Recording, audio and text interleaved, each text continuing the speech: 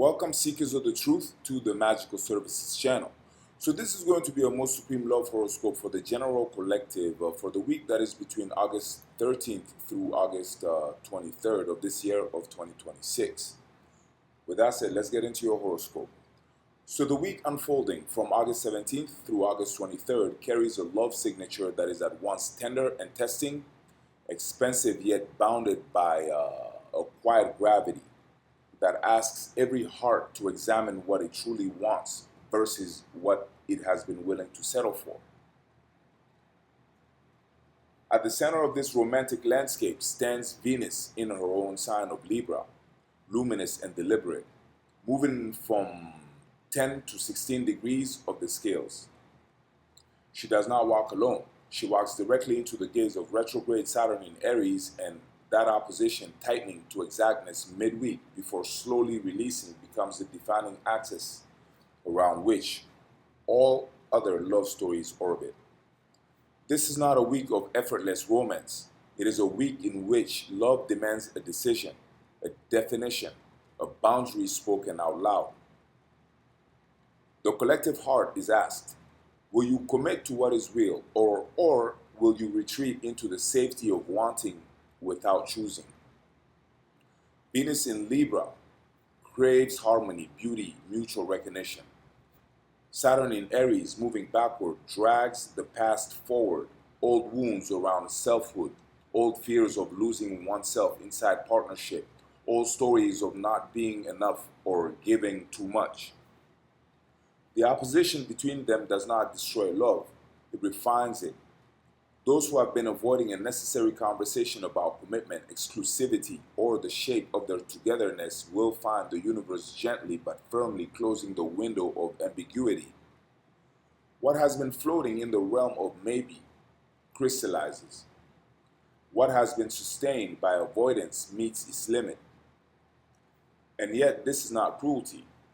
Saturn's retrograde passage through this opposition is an invitation to rebuild love on foundations that can bear weight, rather than on the pretty architecture of perpetual possibility.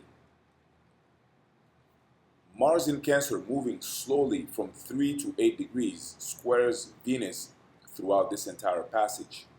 And this friction injects a raw, almost aching vulnerability into every romantic exchange.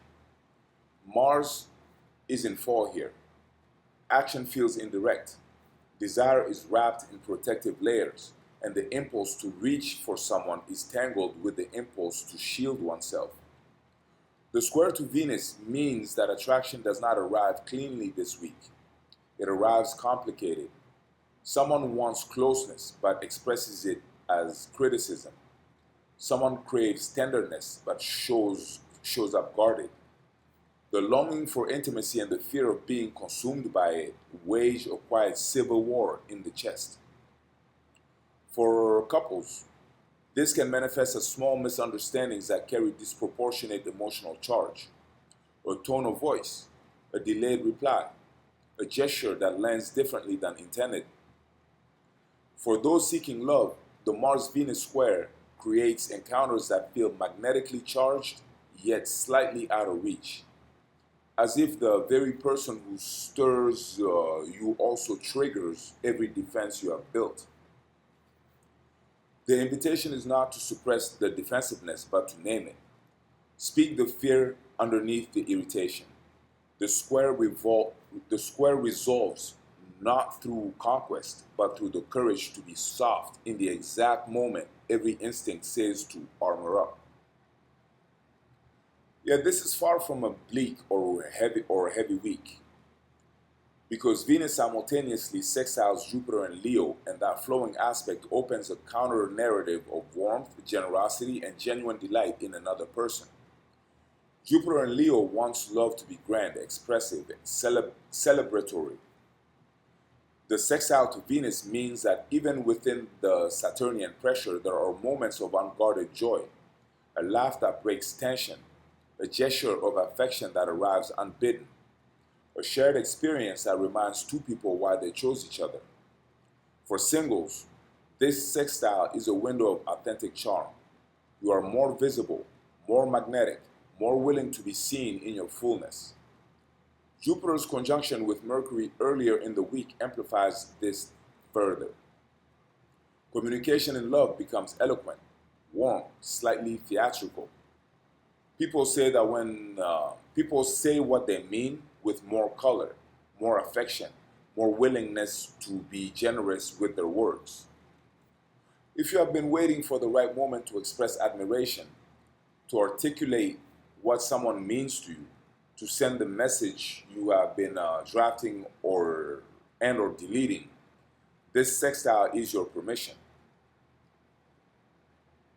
The moon's journey through the week traces the emotional arc of this collective love story.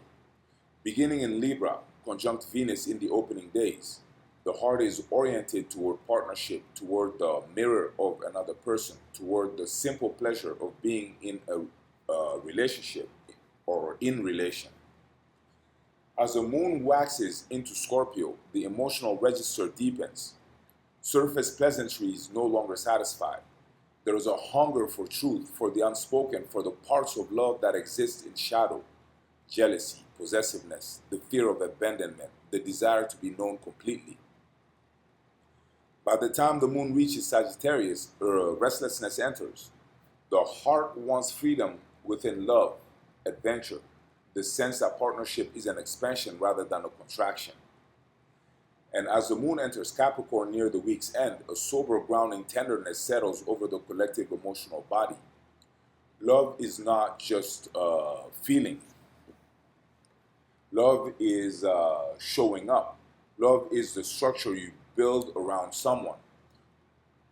The moon's conjunction with retrograde Black Moon Lilith in late Sagittarius and early Capricorn stirs something fierce and untamed in this final phase.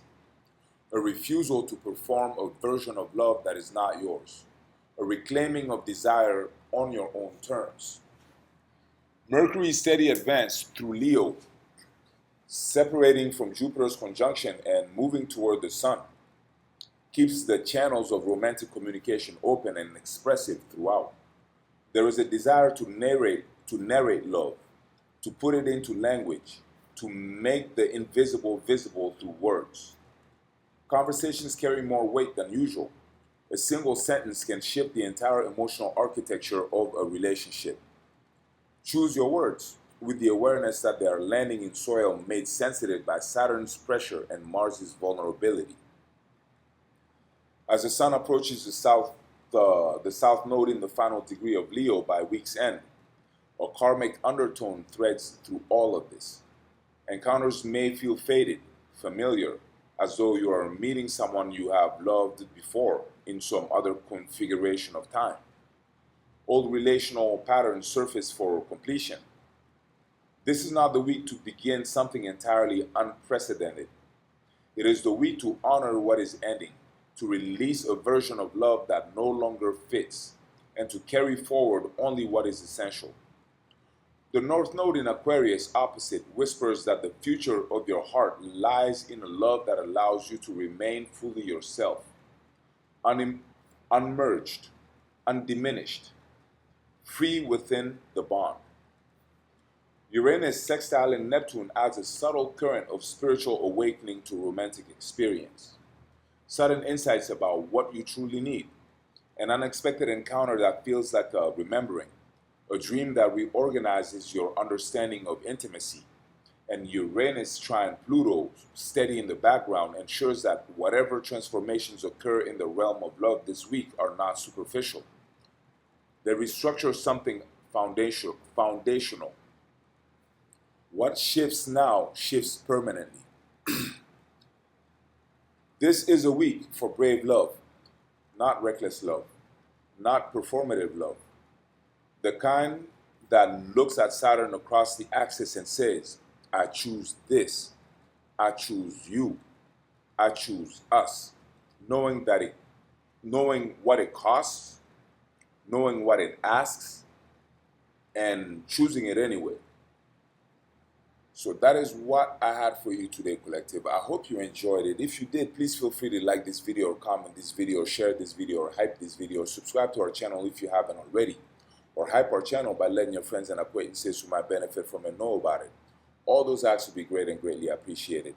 Now, there's a magical service being offered in the description box. Feel free to check it out. It could be very useful. This is indeed a magical channel. And I do urge you to stay in tune with future uploads of the channel, as I always try to keep fresh stuff on here for y'all.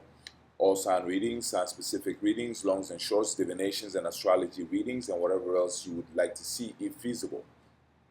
Now, beyond that, I thank you so much for your time and for being here and being part of our tribe, being part of our circle, and supporting our channel. Until the next time, blessings.